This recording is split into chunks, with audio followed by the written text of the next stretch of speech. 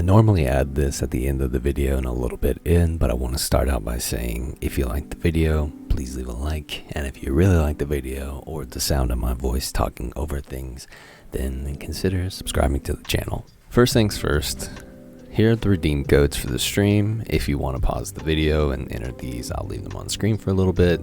Before we jump into the details of the live stream, just make sure you come back. Okay guys, first look at some of the new enemies that we'll face. We have the Hydro Lancer, who looks pretty cool, Cryo Archer, who looks pretty cool, and the Pyro Spearman, who also casts spells, which honestly I really like the design of these enemies a lot. And they seem to be their way of Mohoyo nerfing shielding characters, which I suppose is fine. It seems we'll be working with the Pyromasochist Abyss Lector for some of the story. The thing that honestly has me the most excited for everything in this entire trailer is when Raiden is looking down A in a showdown, showing a fight for control, like self-control, like an internal battle, an internal struggle. And I really hope that this Archon quest is going to be a banger, but we're going to have to wait and see. We get to see that Yae Miko is going to be the first banner of the new patch, with Raiden and Kokomi rerunning afterwards in part 2 of the patch. So if you just pulled for Ganyu or Zhongli and wanted Yae, holy man, rip your wallet and rip your primos. I hope you get an early pity. I really do. So we're going to do a small rundown of what we saw from Yae. Her auto attacks and charge attacks look really pretty, honestly. She summons totems that will attack nearby enemies, similar to Oz, and when she casts her skill, she will also get a dash in a direction. It seems to be in any direction that you input after pressing the skill, so that's actually really nice.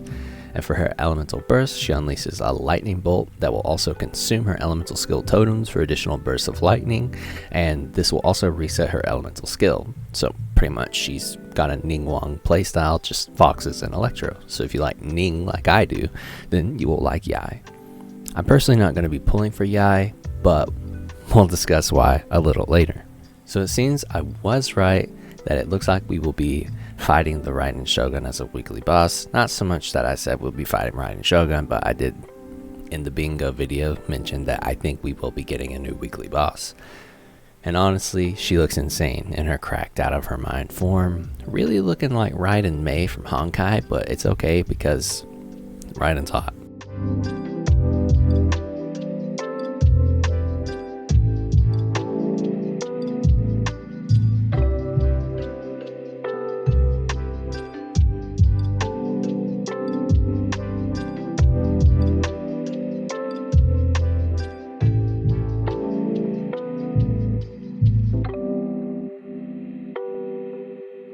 They mentioned that this is our first exploration event, but it's literally not. There was an exploration event where we picked up the tokens that weren't used for anything and gathered chests around different areas that were marked on the map, but it's whatever. The new event will be focused around exploring in Kanomiya, gathering items to upgrade our new gadget that's going to give us new properties. We'll need this gadget to kill enemies around the map since they can get corrupted and not be killable unless we dispel the corruption from them. We'll also be using these gadgets to interact with the map, and we'll be able to upgrade as we collect more and more resources for the event.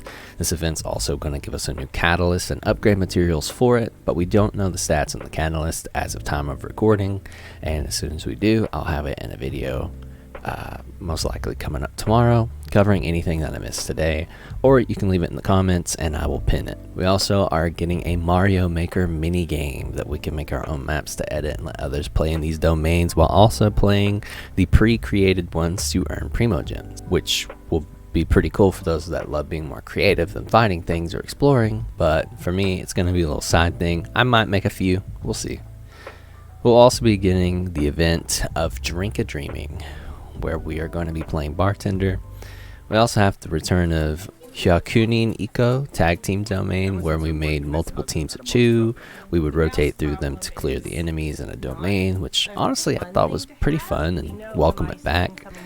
Seems Kazuha and Ayaka are yet again revisiting us to tease us some more at possible reruns. Overflowing Mastery is also making a comeback to help people with their needs for talent materials, which is nice since we've been flooded with new characters and rerun characters that everyone really wanted. We finally get a first look at Chasm and see the new ruined serpent, which honestly looks pretty cool actually. That seems to be a big part of fighting it in the Chasm as its elites. We didn't see any in-game teases. We did get to see concept arts of what the Chasm will look like, and honestly, I really love the design of Chasm. I definitely prefer areas like this in Enkanomiya to explore. This is more of the style that I really love. This won't be coming until patch 2.6, and honestly, they most likely tagged it in because aside from the Archon Quest and Yai, honestly, there's not a massive amount of things coming in patch 2.5. I kind of expected, but that is what it is. That and most likely to beat the leakers, just like a certain other announcement they made on their Twitter, which was unveiling Kamisato Ayato. They finally posted his face. We don't know what his kit yet is, but I assume he has a Hydro sword stance. I make this assumption since when Tartaglia was shown, he had water weapons in his hand, but we know he uses a bow as his actual in-game weapon.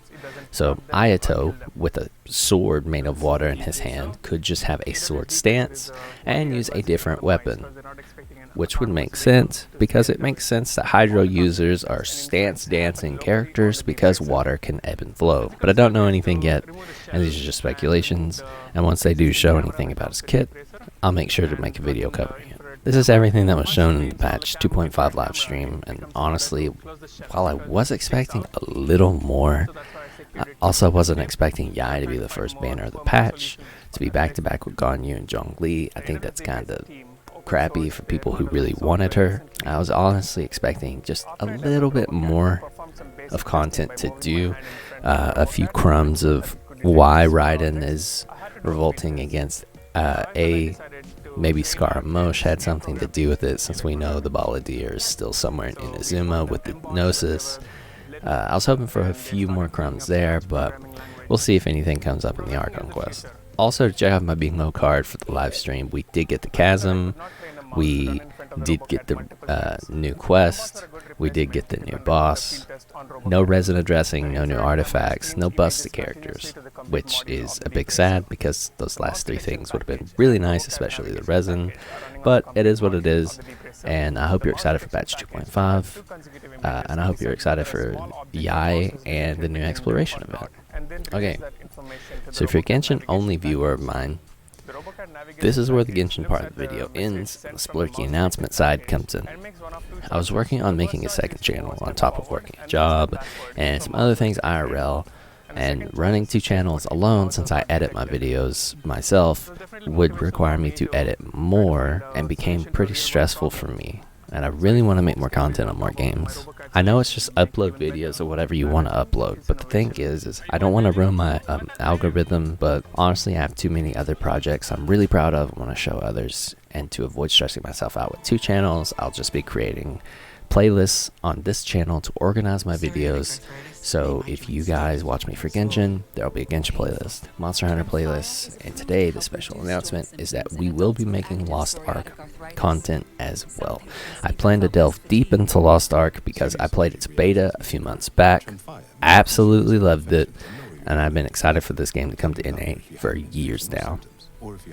And to finally see it happening, early access founders packs will be going out on the 8th, and free release is going out on the 11th. I plan to make content on it. I plan to play it a lot. I also plan to cover Elden Ring, which is in a few weeks, and that's all very exciting. And they will have their own playlists on the channel, so if you only want to see Genshin stuff, you can go to the Genshin playlist, and if you want to see other things, then you can just follow me on my regular uploads. I can only hope that everyone stays with me on this journey. If you are a Genshin only viewer or Monster Hunter only viewer or whatever it is, that's all good. I appreciate the support regards to the content you watch from me, but for my own mental health, I will be moving to posting a variety of different content on the channel instead of just Genshin Impact. And it's not because I'm falling out of love with Genshin Impact or burning out. It's just I really want to cover other games as well because I am a grind game connoisseur, and I would just like to share that love of other games with people who might stumble upon the channel and want to find a new place to hang out with people. That's all for me today. Lots to think on, lots to work on, lots to look forward to. If you made it this far into the video, then thank you. It means a lot to me. And if you haven't already, please consider subbing to the channel and leaving a like on the video if you liked it. Tell me in the comments what you're excited for in the Genshin update, or let me know if you're excited to see me post more content on other games than just Genshin again. Thanks for watching, guys. See you in the next one.